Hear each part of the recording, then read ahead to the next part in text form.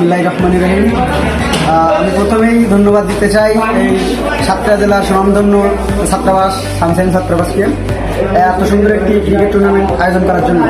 মূলত আমি আজকে এখানে দাঁড়িয়েছি এই যে ক্রিকেট ম্যাচটির অনুভূতি জানার জন্য। আজকে এই যে ম্যাচ উপভোগ করলাম, final match, semifinal match, semifinal এবং ফাইনাল ম্যাচের সেরা খেলোয়াড়কে আমরা আমাদের সাথে রেখেছি। এই ম্যাচে মানে এই যে তিনটা ম্যাচের গুরুত্বপূর্ণ ভূমিকা যে প্লেয়ার রেখেছে তার সাক্ষাৎকার নেব। আমি তার কাছে যাচ্ছি, তার কাছে কিছু কোয়েশ্চেন করবো। বুঝছো, তুমি যে আজকে খেলাটা করলে মানে তোমার মনের অনুভূতিটা প্রথমে প্রকাশ করো। আমার অনুভূতি অনেক ভালো। আমি ধন্যবাদ দিতে চাই সানশাইনের সকল বর্ডারকে এবং পরিচালক ভাই মারুফ ভাইকে। আর সানশাইনের সকল সিনিয়র বর্ডার আমার অন্তরের অন্তঃস্থল থেকে তাদের প্রতি রইল ভালোবাসা। এবং আমরা চাই এই খেলাটা এমন একটি আয়োজন যেন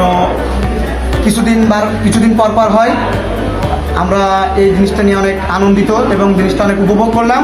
সাথে আমাদের পিকনিক আছে আজকে রাতে, ইনশাল্লাহ আমরা সেটাও উপভোগ করব। আর সকলকে ধন্যবাদ।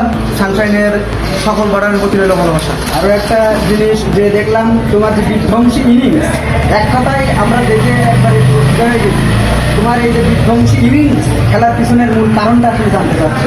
আল্লাহ ভরসা।